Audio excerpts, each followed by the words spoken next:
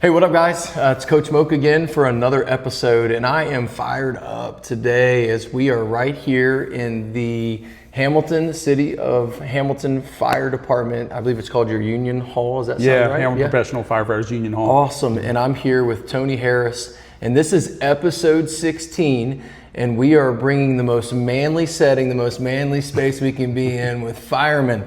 So I want to introduce you my friend here. I'll let him introduce himself. Go ahead and say your name. And Yeah, I'm Tony Harris. I've been a firefighter here with City of Hamilton for 23 years. 23 years. Lived here that whole time. Aside for a short time, we lived in Trenton briefly, but came from a Columbus area, a little small town up that way, West Jefferson, Ohio, originally, but been here since 2003. Great. We're glad to have you. Yeah. I believe we met, I think it was associated with something in the city of Hamilton. You've been investing in this city, which is someone raised in Hamilton. I appreciate you and your wife doing that. But let everybody know a little bit. We'll get to your childhood and stuff in a second, but your wife's name, do you have kids? Yeah, my wife, Kristen Harris. We've been married later this year. She's awesome. She puts up with a lot. And I don't say she puts up with a lot like I don't feel like I'm bad. It's just I stay busy, I stay moving, and she honors all those different things and lets me do all those different things I want to do. Our wives are everything, man. They do big time. And so I have a son, Dean. He's a freshman in college at Olivet Nazarene University in Illinois. Good deal. Studying mechanical engineering. Good for him. He's a very smart kid, hardworking kid, very good kid. It's not an easy degree. No, Hamilton High grad. And then I have my son Rylan. He's a sophomore at Hamilton High. Okay. Still figuring out what he wants to do, but he's loving. So it'll be a 2028 grad. Yeah. So we love Hamilton schools and this area, this community. Wonderful. Wonderful. Yeah, and like what you talk about where we met, like originally I think it's probably through our organization Made to Love. So we worked with Haiti for a number of years. Amazing. And unfortunately the last few years things have gotten, it's always been rough in Haiti, but things have gotten even worse than what you can imagine. But for about 10 years we had a storefront in downtown Hamilton, and what our mission was jobs and education in Haiti. So we would buy artisan made goods, resell those items, and then we funded a school. Amazing concept, amazing store. You guys did such an awesome work. Yeah, it was twofold. We wanted to be sustainable, and that's where we ran into the issues. It was just got to the point where it was no longer sustainable because we couldn't go to Haiti and get the items we get. It was no longer. Unfortunately, even at this point, like a lot of kids are scattered because of gang activity near the school. That for 10 years it was an amazing blessing to that community, and the last few years have just been a challenge for them. And but we've been fortunate to have been able to do that, and blessed to be able to do it. No doubt. Tell me a little bit about your role here with the City of Hamilton Fire Department. I know you recently relinquished a position, or termed out, I guess, or whatever it might be. So tell us a little bit about that, and then your current position. Yeah, I was formerly the president here for the locals, Hamilton Professional Firefighters Local 20. The hall that we sit in. I was president for 10 years. It was time. You run on 2-year terms, and probably about a year or so ago made the decision that I wasn't going to seek re-election, that it was time to kind of transition. So there's a new leadership group. They're doing a great job. Wonderful. I'm enjoying not having that, that burden, because it is a burden. It's a lot of work. I'm still on with the fire department. Like I said, I've been here 23 years. I'm a lieutenant with the fire department. I'm stationed over at on Route 4 at the new fire station, Station 26. Wonderful. All the shout out to the guys at 26. Lindenwold. That's where I grew up, so I know a little bit about that. Let's talk a little bit about, so we talked a little bit about, your wife, your kids, your profession, what you're doing. These are all things that are associated with us men that we kind of label as obviously very important to us. But let's talk a little bit about childhood. I think you told me you grew up in the Columbus area.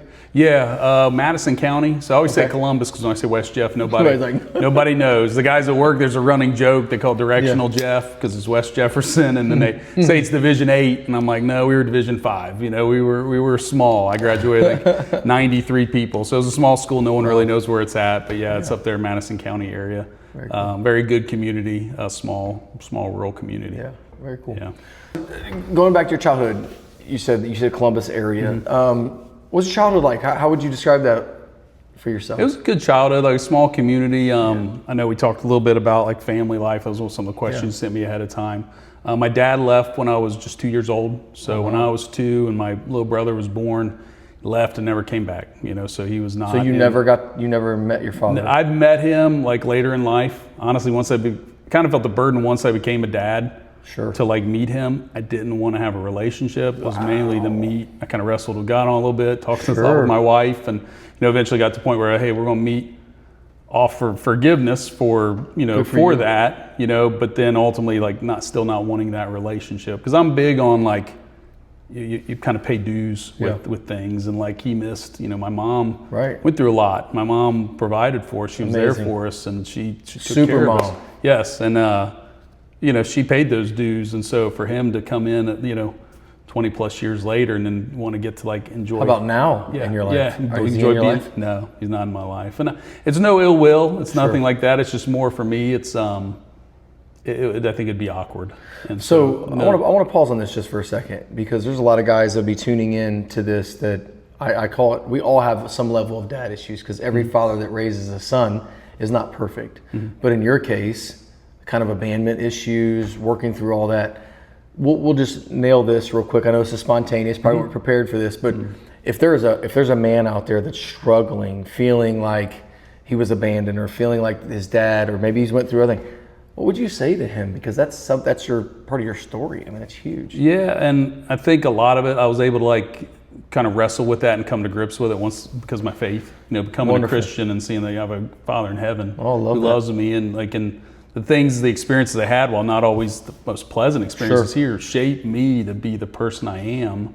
I struggle with a lot now as a dad, because as a dad, you don't have that thing to fall back on where you had like, hey, I saw a dad do this a certain way.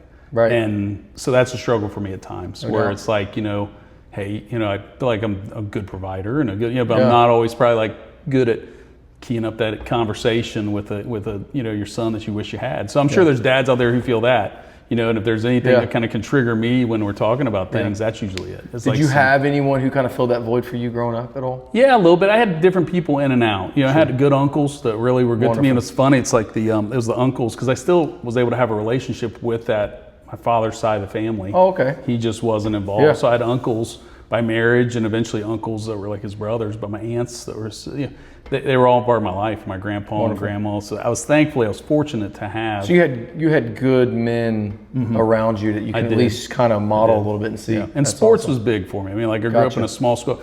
And again, I'll never say I was like great at sports. I'm not near the level you were at sports, like nothing like that. But for me, it was the structure of it and the relationship, and those guys that were there, those men, those coaches that were there, that really helped to mold me into who. And then eventually, like a fireman I met who like kind of pushed me towards that direction also. So like I've been fortunate where God's always put good people around me. So even though I didn't have that, and Kristen, my wife's dad, Dean, unfortunately passed away from cancer in 2004. So probably 6 months after we were married. Oh wow! But we were engaged for a number of years, so I was able to like have a really good relationship with him, and he was like a father, very good man awesome. That I try to fall back. What a blessing to have any time with him then. Yeah. For sure. What about faith? Was faith a part of your childhood? Was that something you were grown in or not? No, it's funny. I say funny, but like I graduated from high school, I'd been to church once or twice in my entire life. And graduated from high school, it was like get to like September after I graduated, I'm not going to college, wonder what I'm going to do with my life. Really had no idea what I was going to do. I was thinking about the firefighter thing, but that really wasn't like high, like in what I thought I could do. Went to Florida with a friend, and we were just going to go and hang out and run around and probably honestly party. Yeah. And ended up staying with the pastor and his family. I'm not really sure how, I know God figured out all that happened, but like I stayed with this pastor. By the end of the week, I'm giving my heart to Christ. Come on, man. Changing my life around. Me and Kristen had dated for a brief time in high school, but she was a Christian, I wasn't, and that really wasn't like so it was a barrier. Good fit. It was a barrier. It wasn't really a barrier for her, but it was a barrier for me, because I think I felt that like guilt of not being, and I didn't even know what I was feeling. I was like, I can't do this. And so then to go, fast forward to September, give my heart to Christ, come back and, and start trying to live my life a different way. So I didn't grow up with it at all. I had grandma who prayed and things like, I look back on that and I think I did have family members who were praying and friends who were praying, but I wasn't praying. Wow. So I think my first experience with prayer was football. We'd say the Lord's Prayer heading out the tunnel, and I didn't even know what it was. I can still remember that prayer, but I didn't know what it was.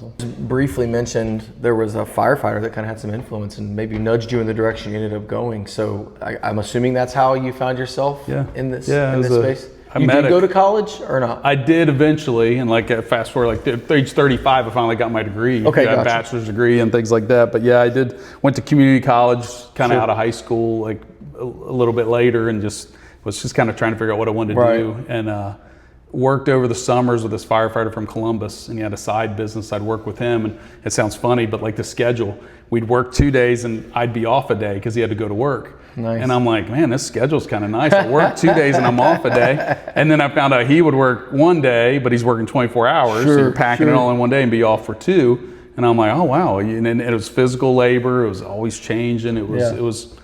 I liked the idea of it, and so I started kind of down that road. I didn't know what I wanted to do. Did you feel like it was a job to provide, which of course it is, or did you feel like it was did you feel like more of a calling? Did you kind of feel that nudge, or is that over spiritualizing it? No, I think eventually it got to that where I think God just opened those doors for it. I wanted to help people. I was kind of studying social work and community college, so I knew I wanted to help people and do stuff for people. Excellent. My family all works in the prison system. And so they kind of wanted me to do that, but that really wasn't really a fit for me. I think I would have probably, not fit real well in that setting. And so the firefighter kind of gave a little best of both worlds with that, physical and helping people. And so I didn't grow up thinking, hey, I want to be a fireman. Honestly, when it got brought up to me, I probably thought, I can't do that. And I mean, that's where my mind went, like, oh, I couldn't do that. And here I am, 23 Well, it is portrayed, I think it is portrayed a particular way, right? Yeah. I mean, they even make shows about it now, right? Like Chicago, whatever that one's called. Chicago Fire. Yeah. So what would be a persona or a thing that is, Hollywood is made about firefighters that's really not true? Is it the constant action maybe?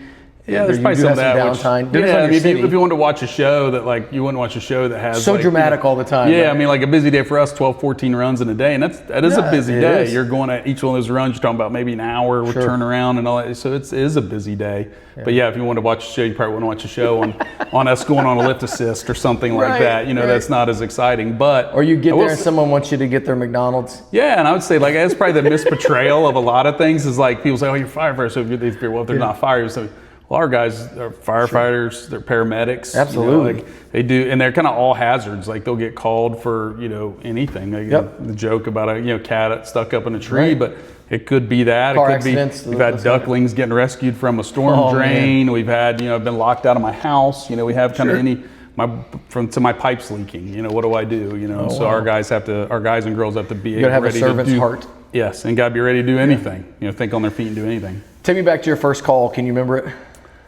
No, but I was laughing when I was talking about probably my first fire. I was remembering it the other day. We made maybe I'm blending scenes, but I laughed. I was like, I remember back then, it was a long time, 03, we had still trucks that had what we call open cabs. Okay. So you're sitting in the back of things open. You're just sitting out. No matter what season it is, you're in the weather, So this is 03.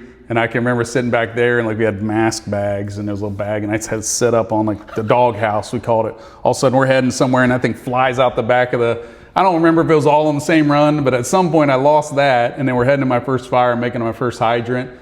My officer pops that window open, make the hydrant. You don't know what's going on because you're sitting in the back, you can't hear what's going on. You're just showing up. He's like, you show up. Yeah, you got the hydrant. Get off the truck and get ready to do it. And it's like, all right, you're scrambling out the truck and trying to, slow yourself down, get your adrenaline down a little bit, and then you got to hook that hydrant up because if you don't, that's the source. Things are gonna get really bad really quick. So we were laughing about that the other day. I was telling somebody that story. One of our young. Now I'm on the opposite end of that spectrum. I'm working with. One of the guys on my crew, I think, was born about 8 months after I came on the job. And so you're the old guy now. I went from being what I thought was the young guy to the old guy. So all just like that. It's life cycle. That's the way it works. Well, they're blessed to have somebody like you. I want you to know that. I think that's huge. So being a firefighter, in regard to, obviously it's a high adrenaline, pressure, there's team oriented, there's fear involved, right? Real fear and responsibility. What has it taught you about pressure? Fear, responsibility, teamwork. What would you say that you've learned? I've learned, and I joke with this a lot of people. I'm like, I've known it always. I'm not the smartest person in the room. I'm no room I go into, am I the smartest person in the room. I got you. And I'm thankful for that, because that does, it reminds me I need to rely on our team. You know, I look at a medic crew and, 2 firefighters on the truck with me, so our typical crew on a day is 5 people, but you know, on a shift it's 24 people. Wow. You get on a regular EMS call, you're counting on all 5 of those people to know what they're doing. And so I think that's what I've learned about that, is like the teamwork side. Trust, dependency, and realizing that you are being depended on. Yeah. So if you're a weak link, that it costs your brother his life. Yeah. Or hurt, or you know, they got to come back to their families and their kids. So of course, I don't know that you think about it that intently, but you are aware. Yeah. It's a healthy fear. The reminders there. Yeah, it's a healthy fear, and we've unfortunately seen it, firsthand here. Sure. We had 13 firefighters give their lives in line of duty to this city. Wow. In the history of our department, and I was working the night we last lost somebody in 2015 with Patrick Walterman. Yes. And Brother Walterman did his job exactly what he thought he's needing to be doing, go effect a rescue, and the people weren't in the house. It was an arson fire, and so it got a jump on us. But Patrick did his job, and all the crews that day, even when that happened, then had to jump into action and go rescue Patrick, and then continue putting out the fire and go do all the things that, so amazing. So and then the next day had to go make the next run, and so they just get up and put their boots on and get back after it. Wow. So talking about the brotherhood, we'll call it, it creates this bond and this environment of brotherhood. What makes it different about being a firefighter? What do you feel like is different than your normal occupation or job? I think the team part of it, okay, because you rely on them immensely, and you're with these folks 24 hours a day, every third day. Yeah. I mean, Good, so there's the bad, some the of ugly. there's some of my folks that we work with regularly. Like for me as a lieutenant, I'm in the same house, same station, same shift. Yeah. My driver is in that same role where we're pretty much together every third day for what may be years. You got to really grow together, and you mess with each other, and you're talking about men and women that live together for 24 hours a day, doing a stressful job. You're going to have moments where you're not always going to agree and get along. Absolutely. But but also then don't let anybody walk in from the outside and mess with any one of those other people in the room, because everyone else will be on. And I have to think, we already kind of talked about it. I mean, you can lose your life in this profession. So it really creates this common ground of again, healthy fear but respect. And we're blessed here in this city. I'll say it with anybody, and I don't work at other departments, so I don't know. I'm sure they're all in the same way, but in this city, I know that anybody on this job, I live here because I know that if something was happening at my house with my family member or with my house that they would get there and they would do, we're blessed to have from 1 through 105 extremely capable people that will, That's how many firefighters in the city? Yes. 5, yeah. So 24 working on a given day. Any of them show up to my house, I trust every them. one of Amazing. them to do what they need to do for me. Yeah, no doubt. Talk to me a little bit about, pressure. So obviously it's a high level of pressure potential occupation. What have you learned about men and pressure? I mean, you're in a position now where you're supervising and training. So, what kind of comes to mind when I ask that question?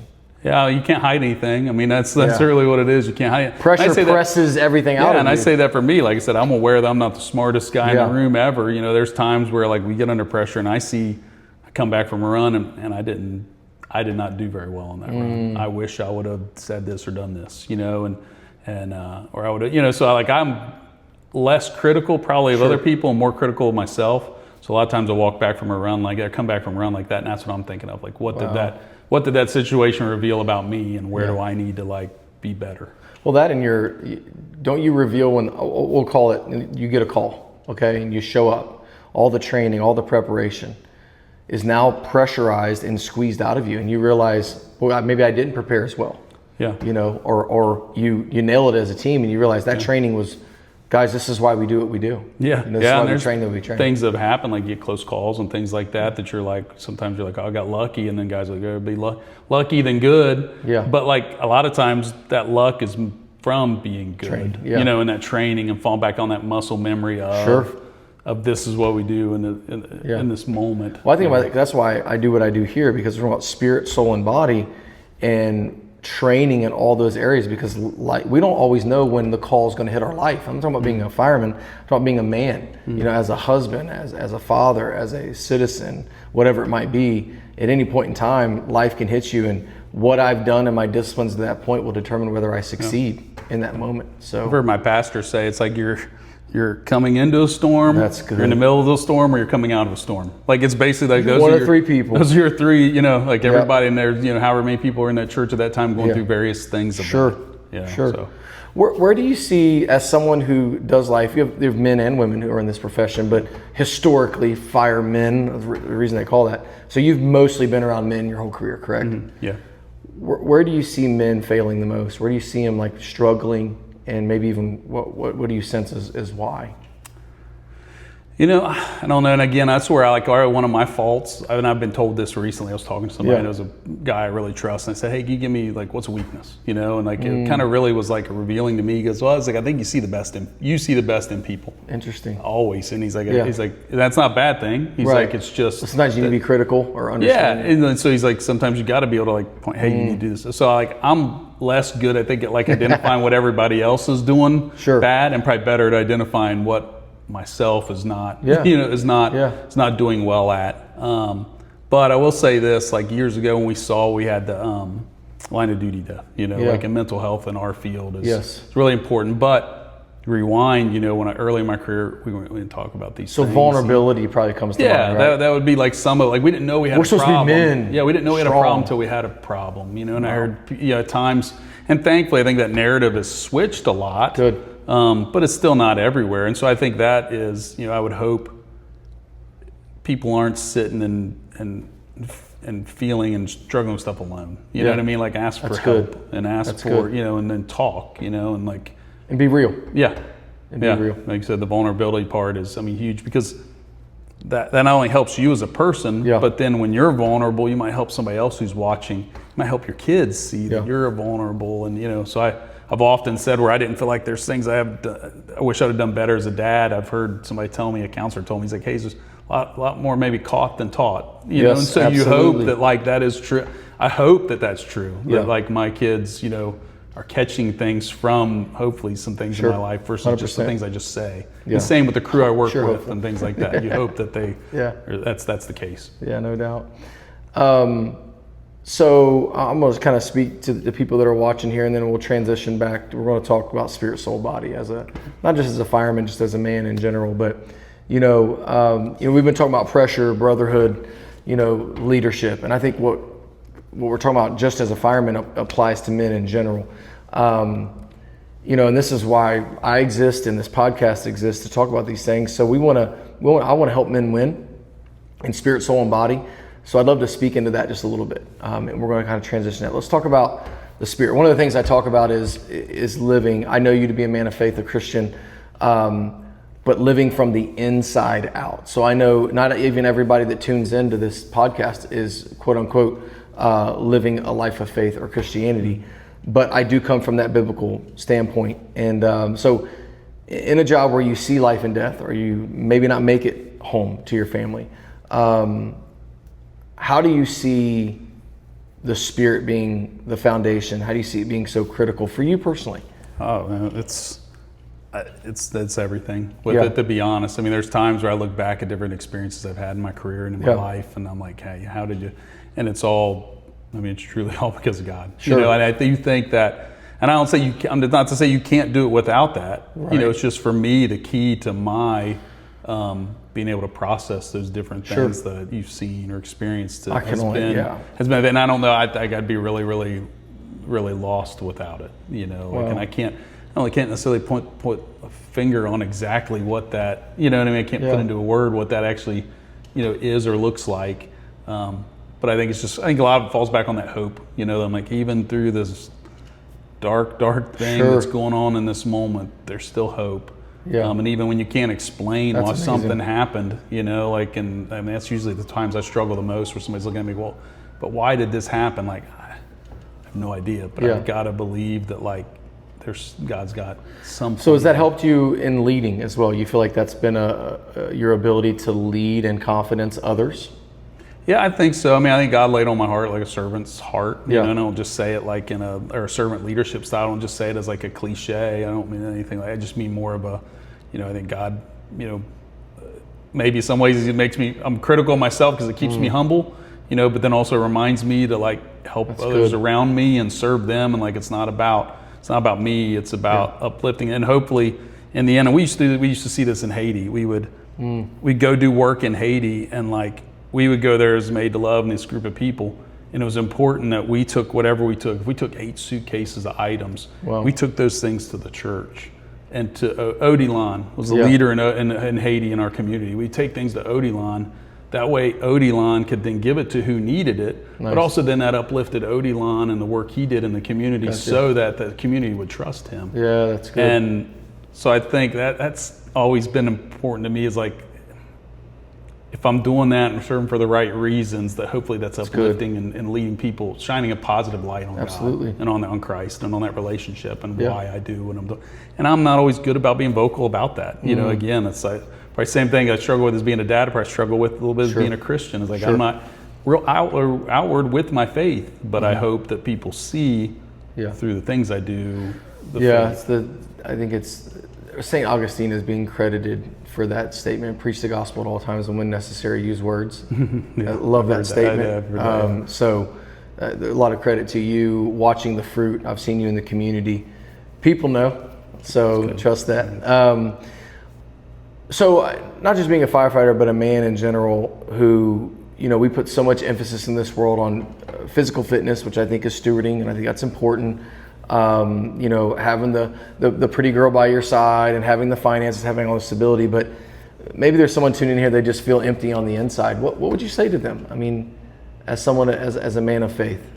Yeah, I think it's a lot, like it really is a journey. I joke with you about not being very good at sports. Like at times in my life, and I've told Kristen this, and her and I've talked at times about it, just like, like I always feel like second place on something, never felt like I've quite made it to that, So like personally, I think about things like that, but then I'm reminded, I feel like God, well, that's not the point. The point isn't to like get to that like mountaintop, because honestly, I know my mentality is I can get that mountaintop and then I'm going to be ready to, all right, let's start trudging our way back down and finding that next, or like keep moving up. But I would say if there's somebody out there feeling like that, like they're not God, I think it's the saying that God doesn't call the qualified, he qualifies the called. And so if God's got something he's calling you to do, it doesn't matter what maybe it doesn't even matter what you even see. It's what he sees in you, and there's something you experienced, something you've done, something special about you, because we're all special. Something special about something you've experienced that you're going to make a difference.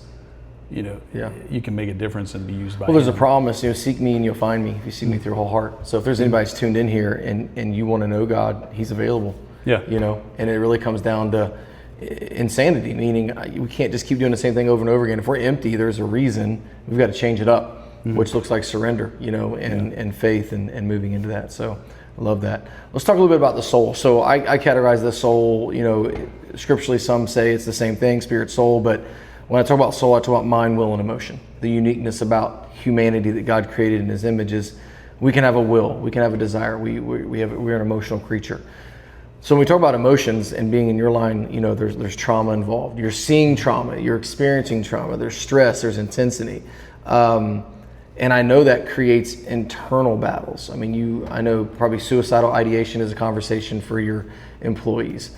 Men that are dealing with, mental health, you mentioned that earlier. What are some of the biggest internal battles that you see men kind of go through?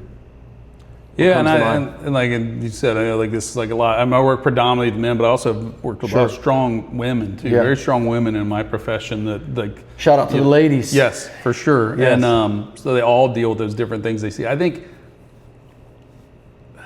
I think it creeps up on you at times. You know, like I said, we found when in 2015. I call it a slow rot. You don't realize it. Like you don't realize your cup. I've heard people describe you got this cup and it gets filled and gets filled, and at some point sometimes and what made it overflow is just like the one last bit that like you know, and we saw that when we lost Patrick. You know, that caused a lot of overflow, and we were told to watch for it. You know, like it's gonna and we saw that people's cups where we didn't know we weren't. You know, we were in a place, and so. That we needed help.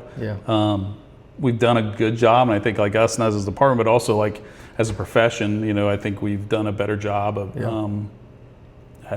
know, recognizing that and trying to remove that stigma. But I remember sitting having a conversation with he's was a retired firefighter. He's passed away a few years back, and then he had a run that he recalled, and I was talking to him, you're probably talking 5 years ago. Okay. You know, he probably retired in the 70s.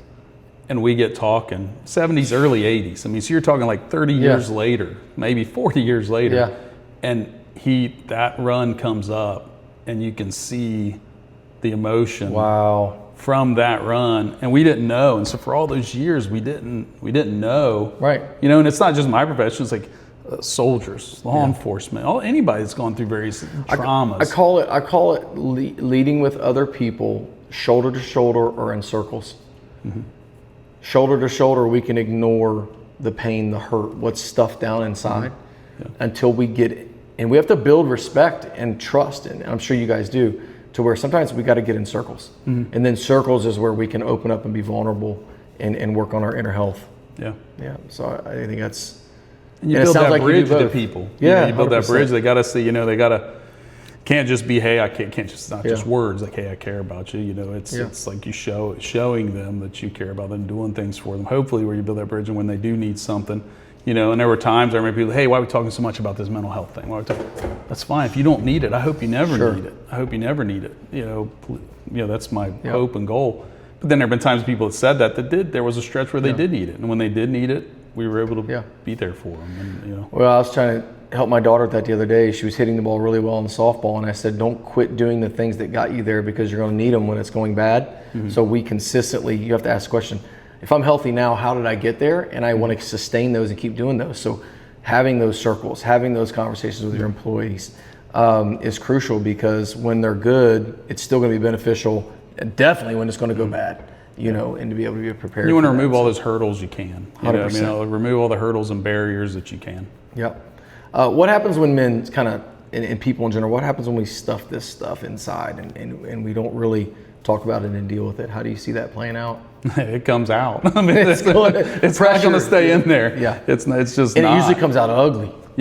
It festers and it comes out in a way that we don't. You wound people you love. And I'm guilty of this. My wife will like at times tell me, hey, you need to go get a tune-up. And like I know what that tune-up means. That tune-up means I have a Christian counselor I go see from time to time. You know, Brett Dowdy out in Lindner Center. Awesome guy. And met him a few years, probably going on like 8 years ago now. And there are times I'll go see him once a month. There's times I'll go see him once a year. You know, it's just all, and usually that tune-up is when my wife recognizes that something comes out that isn't like myself. It's like, well, I'm tired, I'm stressed, it's emotional red flags. And thankfully, and that's one of those things, like I said, where, you know, she's the amazing person she is, because you know, she recognizes it, tries to get me help, and doesn't like, you know, she's not shaming me for it. So let's talk a little bit. So we've talked about spirit, a relationship with the Lord. We're talking about soul, mental health, mind, will, and emotions. We'll start heading to the end here. We're talking about physical health. I want to incorporate that. For me personally, in my journey in the last year, it's been transformative, and building confidence and staying healthy. It's affected every element of my life, from spirit, everything. Obviously, in your profession, there's an encouragement to stay healthy. There's standards to be able to do that. But let's just talk about discipline in general. Like, how would you encourage men to steward their bodies?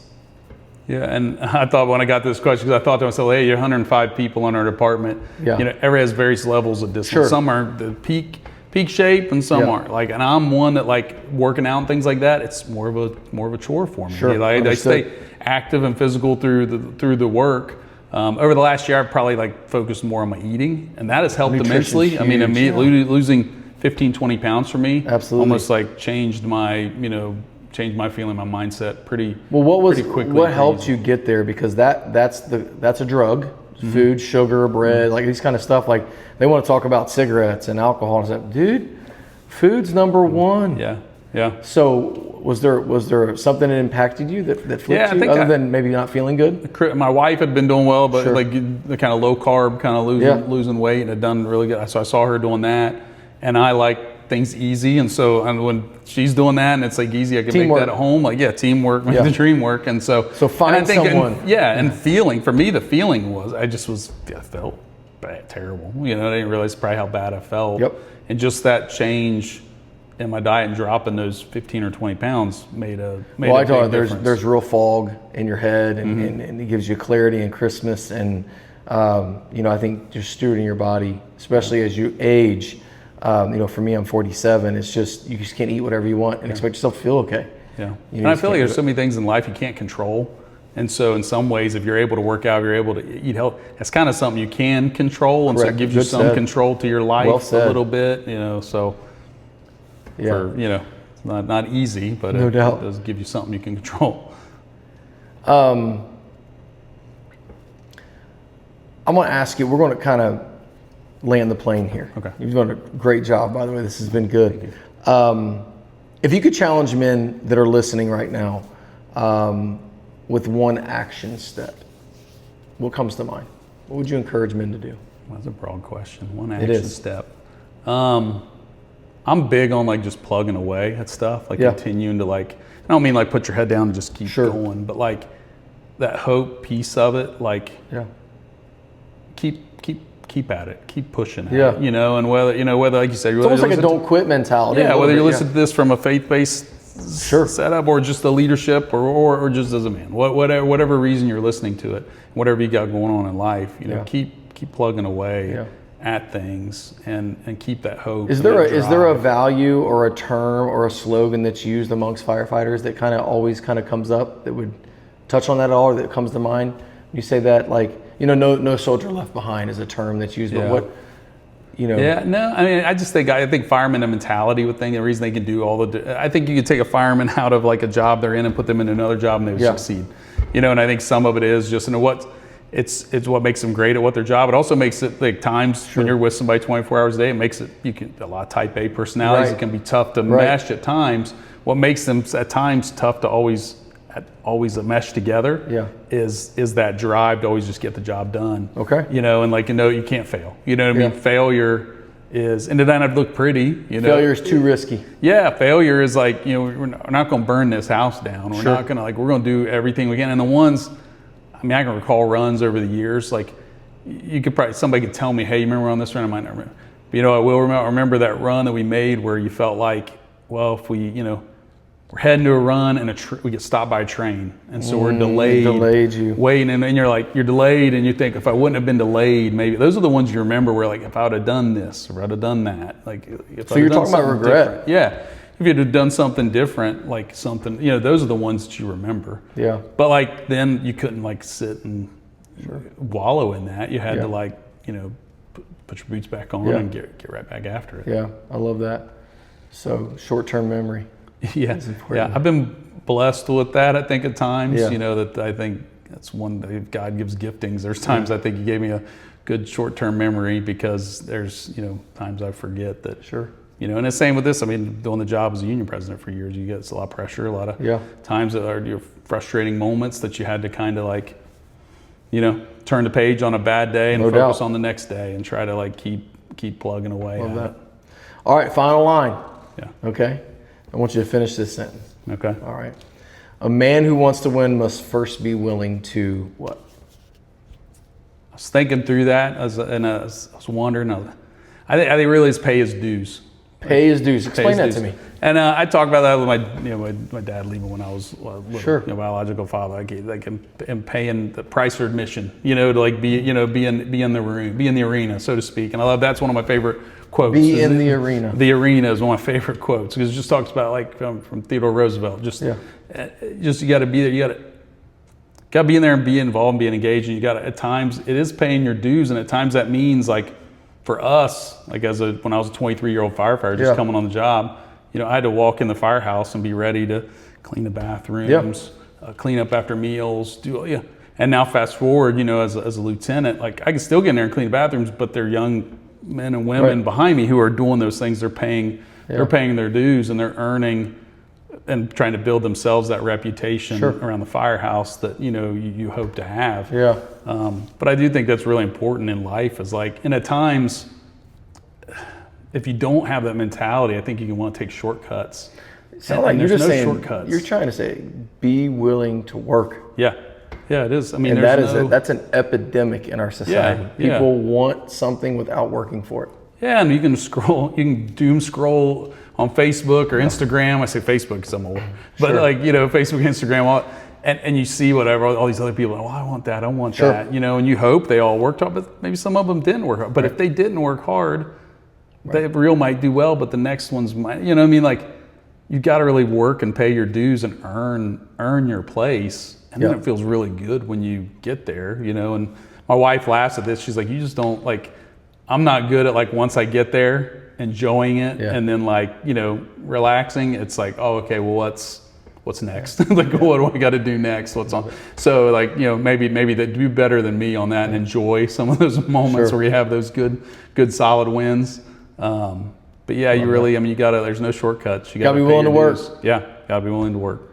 Tony, thank you so much, man. This has been a joy. I appreciate you. It really has. I really do. It's been awesome. If you've tuned into this, thank you so much. And I want to say to all the first responders, to all the firefighters, not just in the city of Hamilton, state of Ohio, the United States, all throughout the world, God bless you. Thank you for your sacrifice. Thank you for your willingness to serve our community. And I have so much respect for you, and even more today after listening to Tony and getting to know him even more. So God bless you. Thank you again for tuning in with us. Please share this, like, subscribe, follow. We'd love to have you on Coach Moak team, and we're here to continue to help you win.